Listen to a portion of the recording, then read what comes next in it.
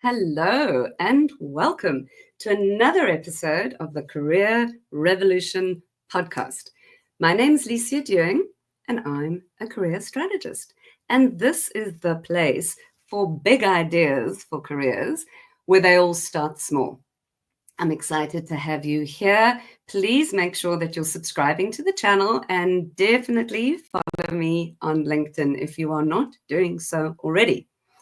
Today's guest is an interesting award-winning business development coach.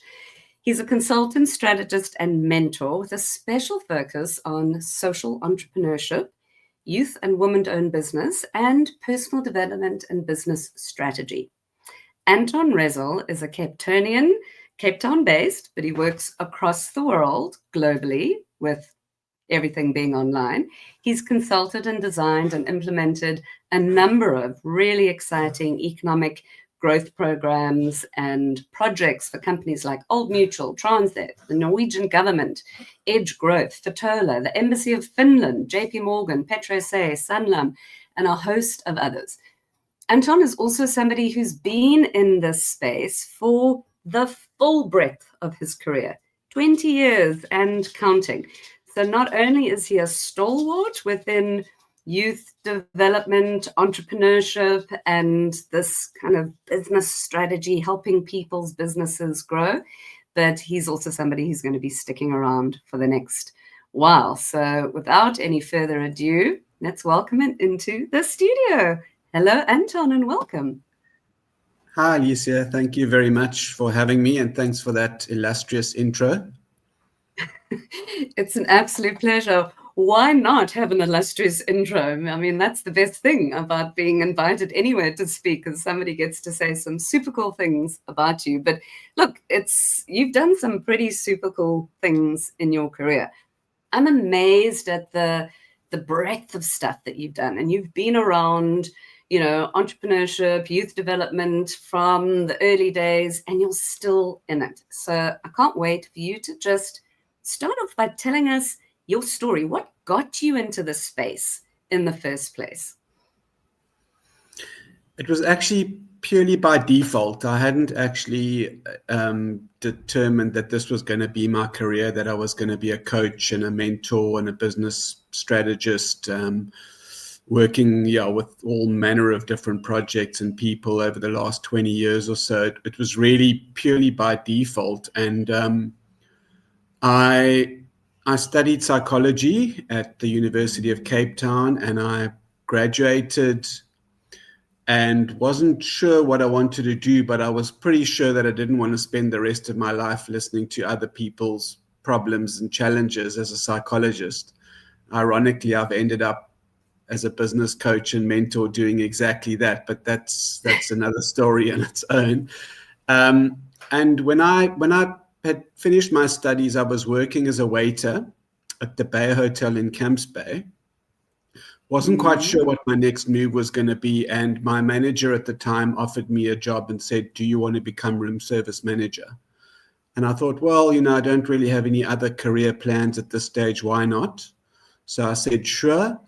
And that kickstarted an 8-year journey in the hospitality space, which I think was a really fantastic foundation for what came next, in a sense that I worked in front office management, I worked in room service, I worked in food and beverage, I worked in ops. I got a full kind of 360-degree view of how that industry worked at a number of different 5-star hotels, ending up as food and beverage manager at the Cape Grace Hotel, which is one of the best hotels in the world. And that journey really gave me a very, very solid underpinning in terms of what came next, in terms of learning about the dynamics of a business, how to deal with people, how to manage a team, the numbers side of things, the sort of operational side of things. So it was a really great sort of opportunity to learn.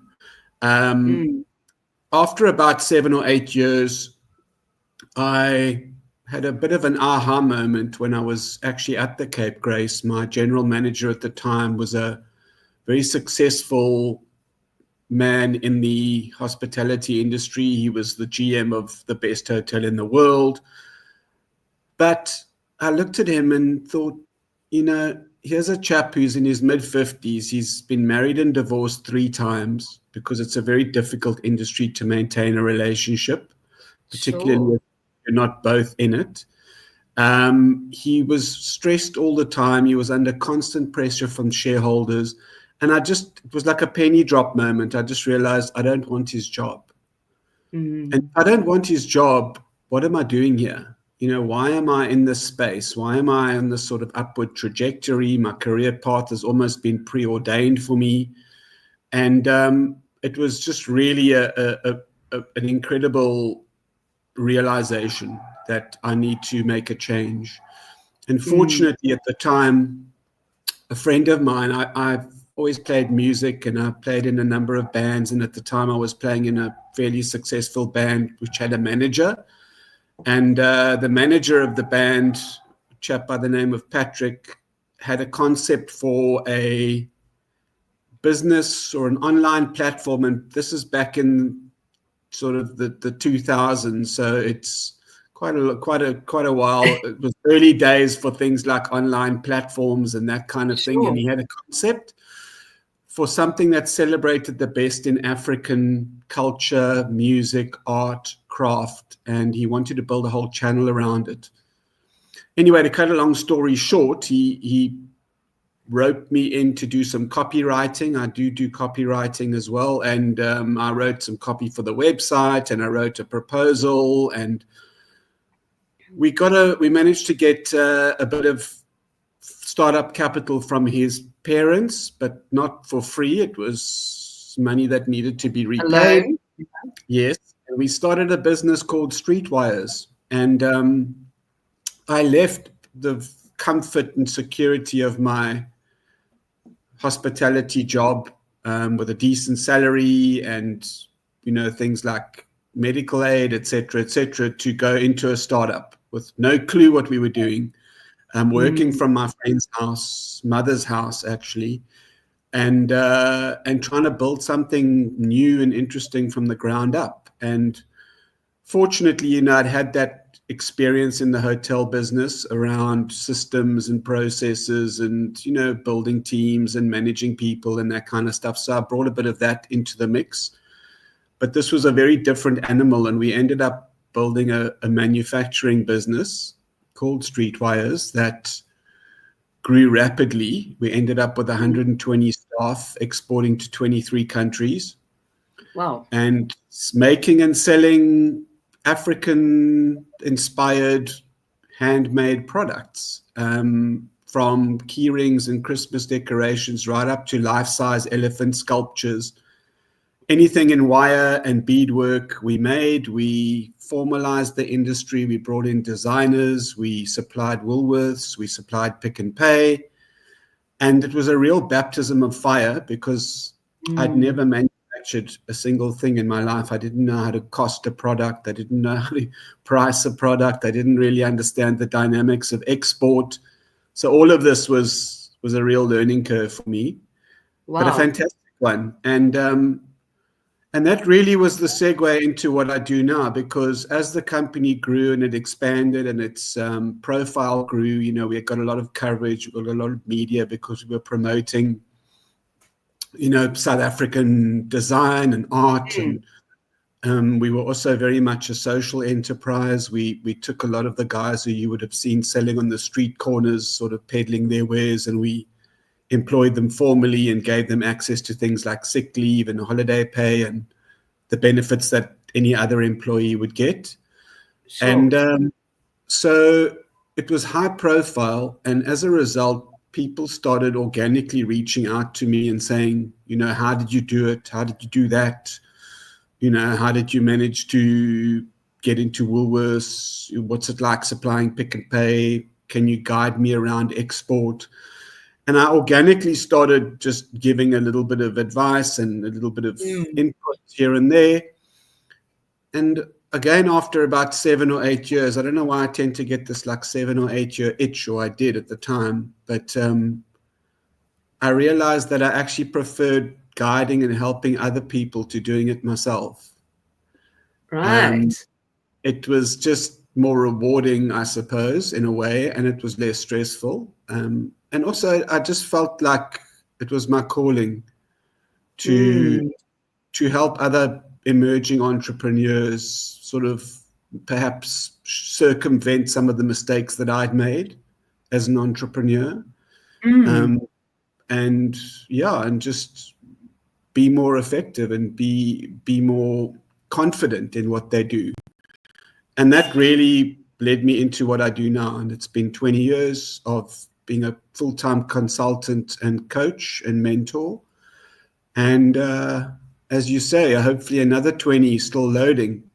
Still to go. Well, you're going to tell us about you'll share more about the future and what's to come. I want to just pause a bit because there's something so universal about your story. It's unique and it's specific to you. But there are two big themes here that, I mean, I've been in my career strategy world and industry for 12 years now, and I've heard these kind of frustrations time and time again. And the first is that you looked ahead in the industry that you were in, success, hospitality, Cape Grace. I mean, what a magnificent, beautiful hotel. But you looked ahead at the person who was, in leadership, and nothing about what he had in terms of his world or his life appealed to you. In fact, it was the absolute opposite. And that happens so often. Whether it's from accountants to lawyers to just good, solid corporate executives looking ahead going, this is not the world that we want. This is not the life that I want.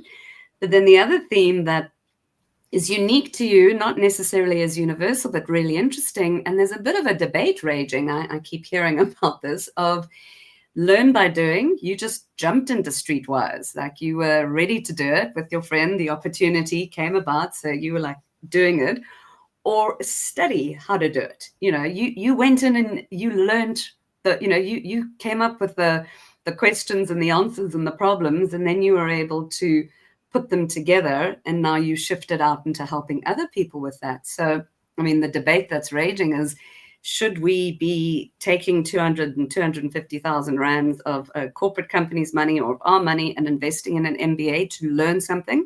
Or should we take that money and start a business? Because there's so many opportunities of businesses that need to be started in South Africa. There's so many opportunities of things to get off the ground.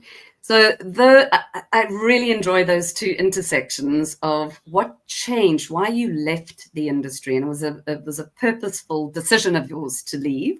And then you learned how to do it. You were like learning in the job, in the moment. Streetwise was, huge business and a huge opportunity, but one that you then chose to step out of. What are your thoughts about this raging debate of learn it, in the moment, or study it and then go and do it? I suppose it depends on one's personal circumstances. In my case, I did take a big leap of faith. So I left, like I said, a very comfortable position with a career trajectory that had been mapped out and was going to end in a GM somewhere. Because it just didn't resonate. I was starting to grow a family at that stage. My firstborn came along. He's now 22. And it was sort of, do I want to be working over December when my family is on holiday for the rest of my life? The answer was a flat no. So that was quite a big factor in my decision. And I was fortunate that my ex-wife was working, and she was actually we were able to just get by based on her salary, because I obviously took a huge knock in income just to go into a startup. So that was, it was a conscious decision to say I'm going to take the risk, but ultimately it was one that did pay off, and it was one that my soul wasn't being nurtured where I was. I loved elements about the hospitality industry. The people side of it was really nice. I loved interacting with people, helping them have a good experience. But the kind of systems and processes and mundane, repetitive nature of it and the excessive working hours for really what was quite limited financial reward, actually, in the grand scheme of things, was what tipped the scales. And it was just good timing that my friend and colleague came along and said, "Hey, I've got this idea. Are you keen?" To answer your second question, I think I'm a big believer in education. So, I do feel like it's always useful to study in an area of your interest, more importantly, perhaps in an area of your talent. I think maybe we do default a little bit too much to, what do we like or what are we interested in when it comes to studying further. Whereas actually we should be considering, what am I good at and how can I leverage that and how can I build on that in order to get ahead in my career. In my case, I studied a little bit on the fly. So I sort of jumped in with both feet, started the business. And then when I identified the areas that I was lacking, I found ways to access knowledge. So, for example, I did a sales and marketing diploma with a specific lens on the type of product that we were selling and trying to market. I did quite a lot of systems work and certificates and diplomas to learn how to kind of build the systems that could run and drive the business. So I learned organically on the fly, but I certainly hadn't studied an MBA or anything of that nature prior to going in. And I do feel like I would always also, although like I said, I believe in education very much, I would always default to the university of life. When I'm looking to employ people or work with people, when I'm considering someone for an opportunity, their experience is a lot more interesting and valid to me than their educational credentials. Just because that's how you learn. I learned more in the first year of running a business than I had in 8 years of working for other people. Yeah. And I think there's this calling, right? There's this shift of applying the mindset of an entrepreneur to actual corporate roles. That's what there is a clarion call for that, just in terms of the AI and the shifts and changes in how we work with our heads. There's the thinking brain is going to be virtually completely replaced, but that heart currency, that emotional currency of why we do what we do and how we do it and loving what we do, is what we need to lean into. So it's an interesting time. Never has there ever been anything, standing on the precipice of this human evolution with AI coming through. And it's such a fascinating conversation, specifically with regards to careers, specifically with regards to people who've had interesting careers and who've shifted and changed. I mean, it fascinates me no end. That's why I've got this podcast, and that's why I love doing what I love doing, just to unearth it and help share for people to be able to move forward from it. Tell me, let's move into social entrepreneurship. Let's move on to what's happening in South Africa with social entrepreneurship. You are so in tune with growing businesses that are starting, and helping businesses really last and turn a profit and continue to employ people and move forward. I know you've got this almost famous theory of yours, the leaky bucket analogy. So I'd love to hear some more about that. But just give us a sort of a top line of what's the state of social entrepreneurship in South Africa right now. So, yeah, that's a great question. And I mean, for those of your listeners that are maybe not that familiar with how social enterprise differs from traditional business models, it's really just about business as a force for good. So that would be, starting a company or building a company that has a profit motive, but also has a secondary or sometimes even more primary directive of making a positive impact. So an example would be a company that's developing, solar solutions for use in rural areas for people with limited access to energy, or someone who's building, a new filtration system to allow people without access to clean water to get access. So I got into that space because Streetwires was very much a social enterprise, in the sense that our mandate was to create as many jobs as possible in a sustainable way. And like I said, we ended up employing 120 people and made quite a significant impact in that space. We did other things like we trained street children and unemployed how to make product so that they could then have something to make and sell. We did a lot of training. We had a satellite station up the West Coast at one point where we were working with seasonal citrus and farm workers who didn't have work out of season. So we sort of conceptualized a project for them there. So social enterprise became very much my area of interest. And I ended up being the entrepreneur in residence for the Social Enterprise Impact Lab that was funded by F&B as well as in partnership with Fatola, which was an accelerator designed to support and work with social enterprises. And I am still the head coach for the Social Innovation Awards, which is funded by the SAB Foundation, who are doing incredible work in that space. And every year we get these amazing concepts that I'm a judge for the initial intake. So you're getting people who are just coming up with the most incredible solutions. And I guess when you ask about the state of it, I think one thing that we still need to figure out as a country is we have such a dire need for businesses that do good, that sort of fill in the gaps that government is not able to fill. For example, access to healthcare, universal access to healthcare, universal access to energy, water, education. So all of these things government is trying, but there's big gaps. You'll find that social enterprises can often fill those spaces. Traditionally, nonprofits would have stepped in, and you'd have nonprofits doing things like healthcare in communities and so on. But we've seen that model is not that sustainable. It's very funding reliant. And essentially what social enterprise does is it adds a profit component to the mix. So can we do good? Can we give back to communities, but also monetize it in such a way that we become sustainable?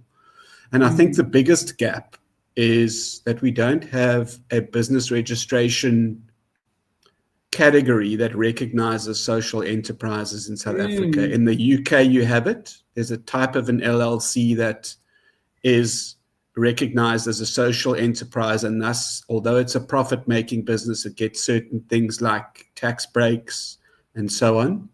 And it's also able to raise funding. Whereas here, most social enterprises end up having to have two entities. They have to have a non-profit and a for-profit. And the two have to have an MOU between them, and the non-profit is the one that raises the funds, and the for-profit one is the one that sort of holds the IP or does the actual implementation. And that's the biggest drawback, because we really do need lots of businesses doing good things in our country to realize our potential.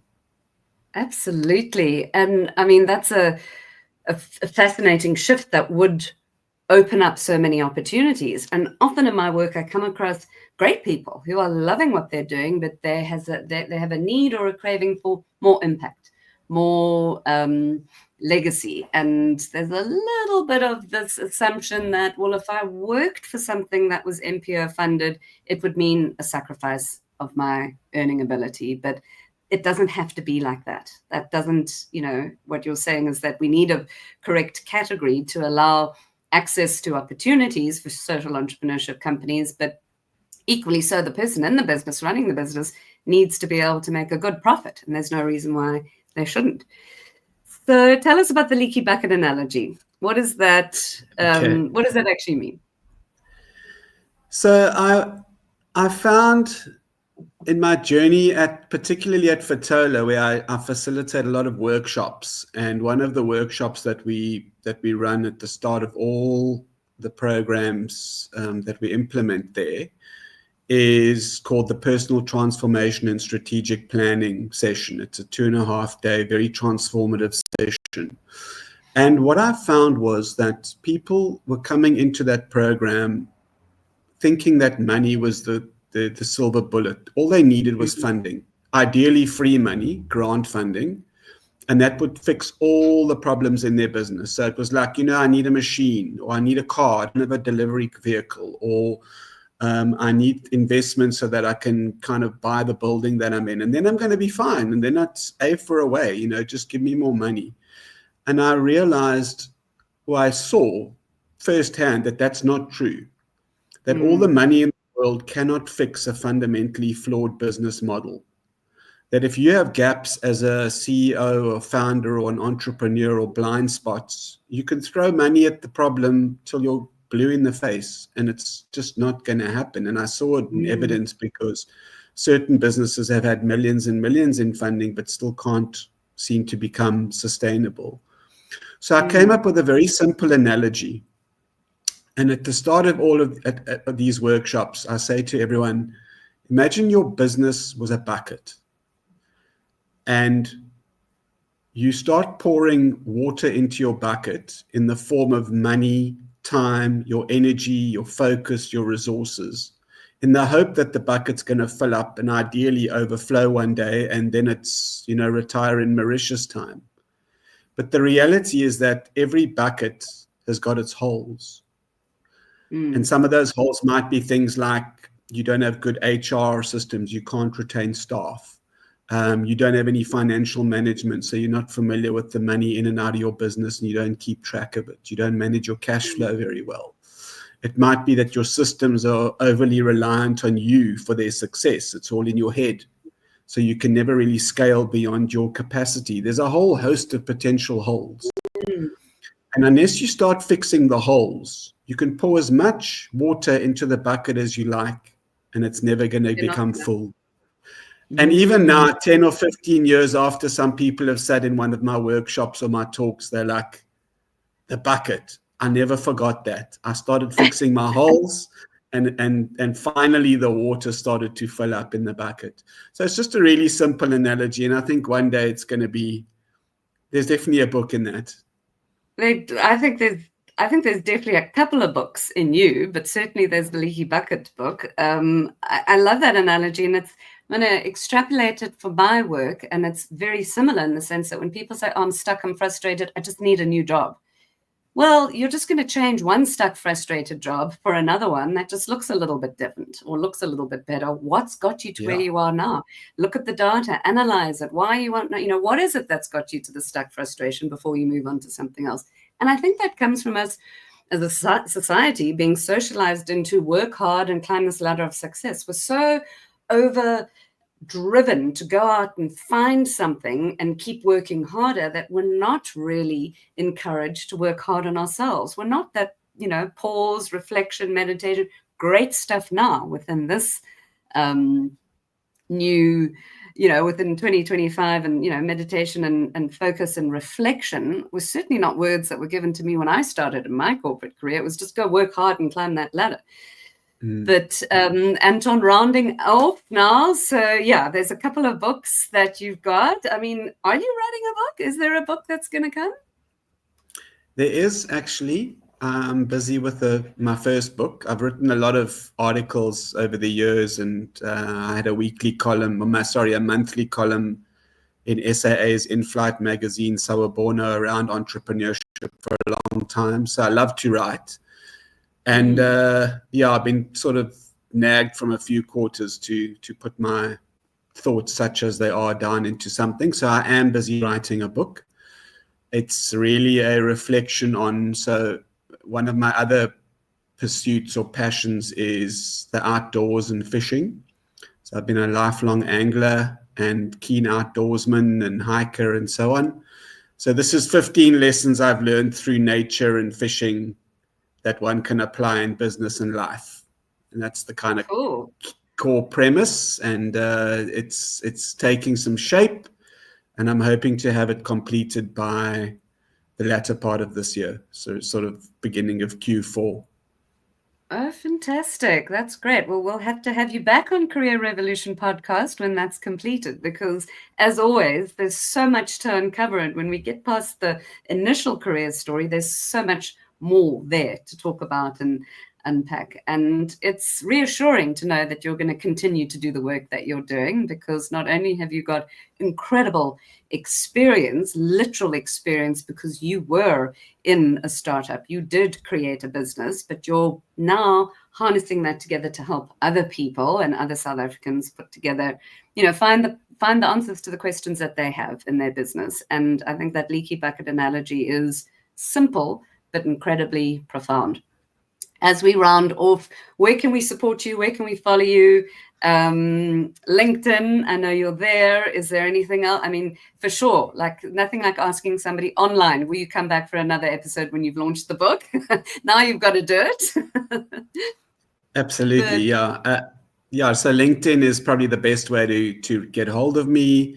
If anyone wants to pop me an email, it's just my full name, Anton Ressel, Ressel @gmail.com. If they've got any questions, I've got a lot of tools and resources that I'm always happy to share around personal development, goal setting, strategy, that kind of thing. And I'm very keen to grow my network and to just support people. I had some fantastic mentors along the way, so I can recognize very much the power of, a sage person walking your journey with you. Absolutely, a guide on the side. So thank you for your time. Thank you for telling your story and sharing some really interesting evolutions. The cool thing about the Career Revolution podcast that I have heard from its listeners is that we're able to normalize the feeling of being stuck. We're able to normalize the sense of, well, look what happened there, and that's where he's got now. And it just, we need to talk about this more often, because being stuck or looking ahead in your industry and seeing where you don't want to be and making a change and kind of bootstrapping with one salary and then moving to another and then getting a lift, that's what happens. And that's the the non-linear path that makes careers really interesting and makes us who we are, being uniquely ourselves, to be able to have that super cool impact and do the thing that we absolutely love doing. So it's been great having you here, listening to your story, and we'll definitely have you back. But thanks for your time, Anton. Thank you very much. I'd love to be back anytime. Cool.